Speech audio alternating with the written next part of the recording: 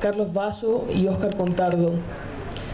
Carlos Basso es periodista. Más de presentar a quienes conversarán con María Olivia, me gustaría que le diéramos a la autora... Investigar, siempre quedan espacios vacíos, es decir, siempre quedan cosas que no se contestan. El periodismo de investigación en este país ha tenido 3 fases, hasta aquí. Hay una fase que va desde los años 60 más o menos hasta 1973. Ahí está la revista Arcilla, ahí está Eduardo Labarca, ahí está Noticias de la Tarde de Concepción, cuyas investigaciones culminan con el secuestro del periodista Hernán Oces. Después viene una segunda etapa, que es la etapa que comienza obviamente después de 1973, pero que obviamente se enfoca y se condensa en los años 80, ¿ya? Y que es la etapa que está marcada básicamente por un eje temático que son las violaciones a los derechos humanos. Y es una etapa donde hay muchísimos periodistas muy destacados, ¿no?, que trabajan en medios como Cauce, como APSI, Análisis, La Época, Hoy, etc. María Olivia, evidentemente, es una de esas personas. Y esa etapa investigativa no se ha acabado, esa etapa continúa hasta hoy en día. Pero esa etapa se traslapa con una tercera etapa del periodismo de investigación en este país, que es lo que, a modo de trabajo, digamos, como nombre de trabajo, hemos denominado hasta este momento la etapa OCDE, que empieza hace unos 15 años. Bueno, somos un país OCDE hoy día, tenemos ingresos económicos importantes, etc. Y tenemos problemas distintos de las violaciones de los derechos humanos como las entendíamos en los años 80. Sin duda siguen existiendo violaciones de los derechos humanos, pero quizás de una entidad distinta. Y en esta especie de etapa OCDE, tenemos preocupaciones distintas y nos empezamos a dar cuenta que ese sistema económico que fue diseñado en los años 70 y en los años 80 ha culminado con un montón de cosas que son extremadamente llamativas. Por ejemplo, el tema de las universidades. Por ejemplo, el tema de la concentración de medios de comunicación. Por ejemplo, el Opus Dei. Y todos estos temas que yo he mencionado, así como los temas que tienen que ver con aquellos que se investigaron en los años 80, son también temas que ha tocado en sus investigaciones María Olivia.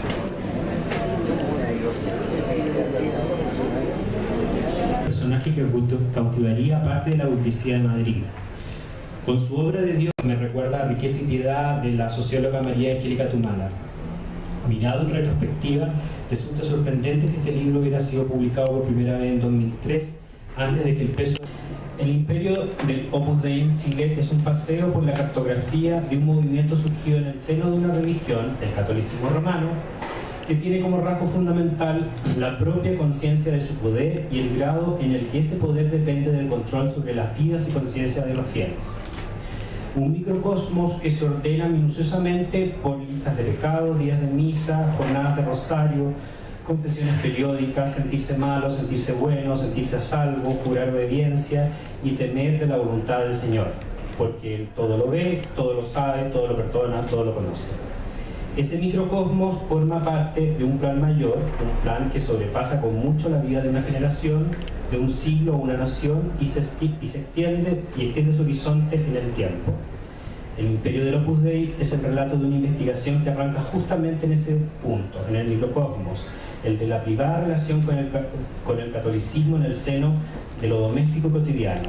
El libro parte casi como un relato personal, describiendo el modo en que una parte de la familia de la autora es cautivada por una espiritualidad nueva que cambia ciertas costumbres y relaciones. Se trata de una secreta manera de entender el catolicismo que acerca a buena parte de un clan familiar a las ideas de un grupo de nombre solemne y misteriosa historia. María Olivia Monkeberg agarra una hebra íntima y la sigue cuidadosamente, primero a través de entrevistas a su entorno inmediato, primos, primas, tías, parientes, que nos sitúan en un medio social y un territorio de acción. No estamos hablando de cualquier parte de Chile, ni de cualquier familia, ni de cualquier parroquia, ni siquiera de un barrio cualquiera, sino de ciertos determinados ambientes. La paz los alejó de las contradicciones y la crítica social. Dios nuevamente... Paul Schaeffer obligaba a todos sus adeptos a confesarse una vez a la semana. Porque a mi modo de ver todas tenían valor. El libro con Melanie Hedge, la directora editorial de Penguin Random House Mondadori, de Mario Fernández, el Peta Fernández, y resulta que era, cuando uno se pone a confirmarlo, y era. Bueno, y ahora los dejamos invitados a un vino de honor y les recordamos además...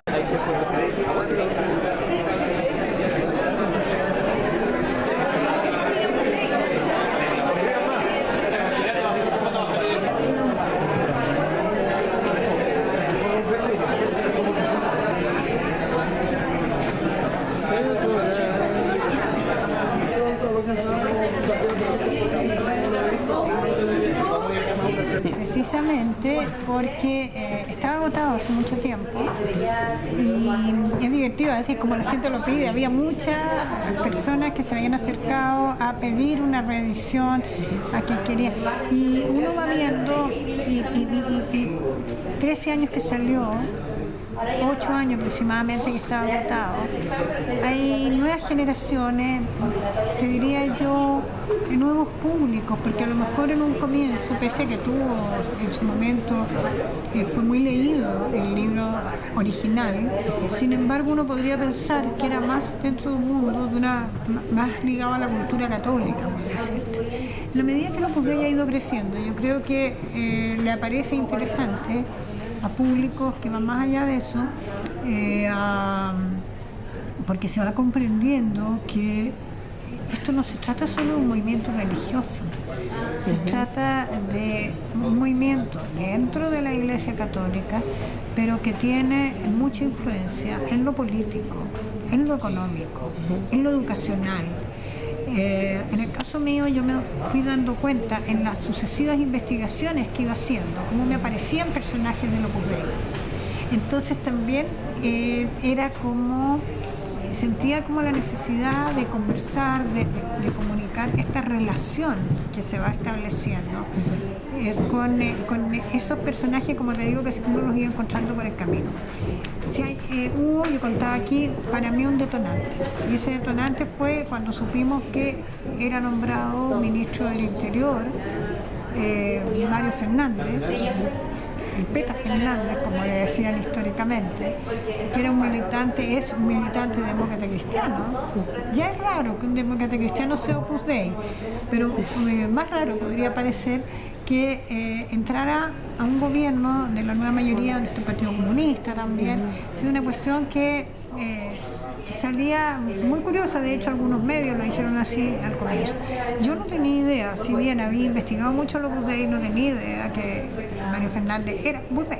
Bien, eso como que son hechos de repente de la actualidad, que uno le gatilla y decir, no, en realidad voy a ver, hay interés sobre el Opus Dei, quiero contar, quiero reactualizar, quiero ver yo misma cuánto ha cambiado, cuánto no ha cambiado, y un poco esa fue la motivación central del libro. Ahora, investigué bastante en estos meses para poder actualizar lo que había publicado en 2003, sobre todo lo que dice relación con las fundaciones del Opus Dei, con negocios de supernumerario y numerarios en que están involucrados, con el crecimiento de sus establecimientos educacionales, en particular la Universidad de los Andes, esas donaciones de dinero que les hacen empresarios a la Universidad de los Andes. Entonces todo eso fue configurando parte de esta investigación documental, yo la llamaría de documental y de observación, de revisar, de ir a mirar sus construcciones, de ver cómo han crecido, como te decía. ¿Y usted cree que en comparación cuando se lanzó por primera vez en su libro que era más temible, era más poderoso el Opus Dei, ha crecido su influencia? ¿Hasta qué niveles? Ha crecido su influencia. Bueno, al nivel, ya te digo. Aunque para algunos podría ser una casualidad, pero una casualidad curiosa el hecho de que, digamos, nunca en Chile había habido un ministro de Interior del Opus Dei. El ministro de Interior es la segunda autoridad de un gobierno.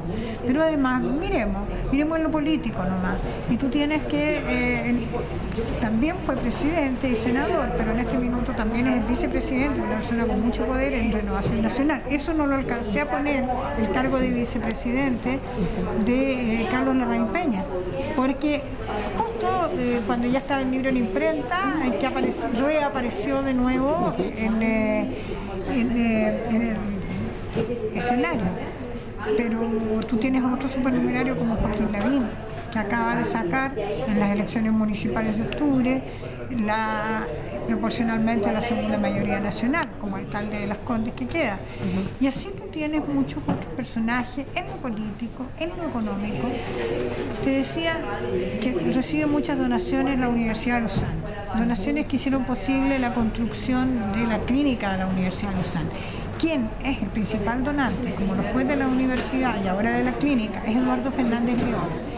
Y Eduardo Fernández León, él y su familia, su señora y sus hijos, él y su familia son los dueños principales, los principales accionistas de todo lo que son las empresas panmédicas, de la ISAPRE Panmédica, de las clínicas como la Clínica Santa María, la Clínica Dávila y otra cantidad de clínicas tanto en regiones como en Santiago.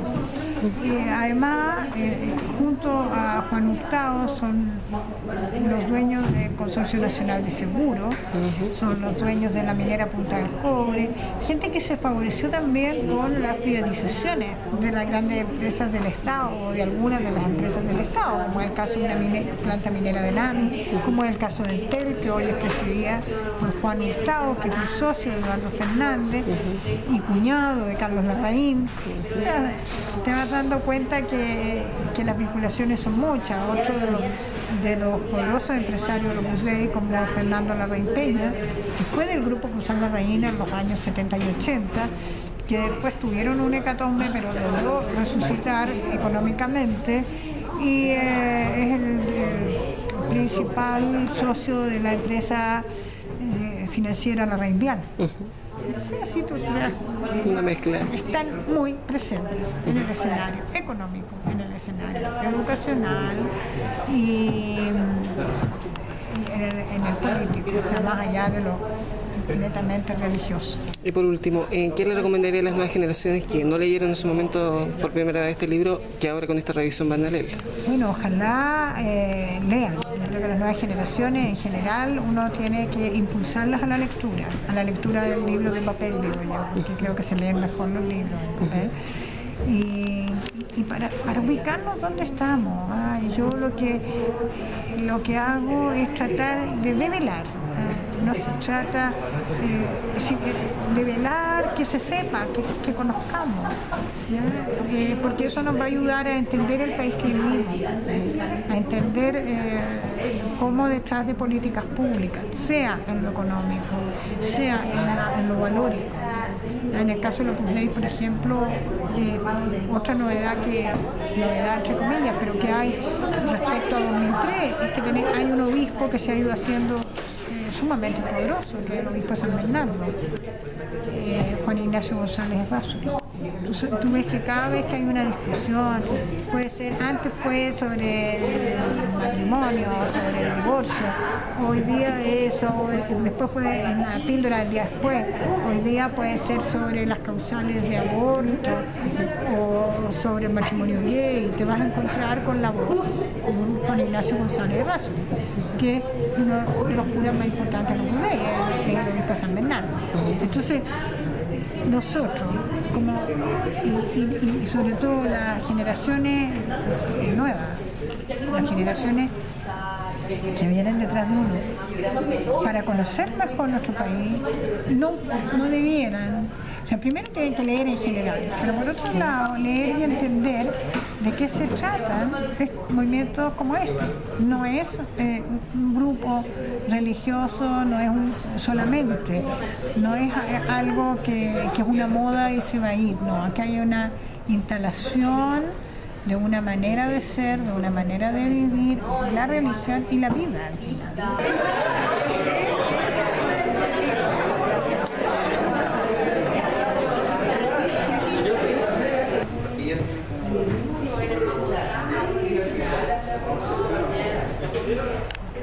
Yo le dije que iba con un tacho para allá.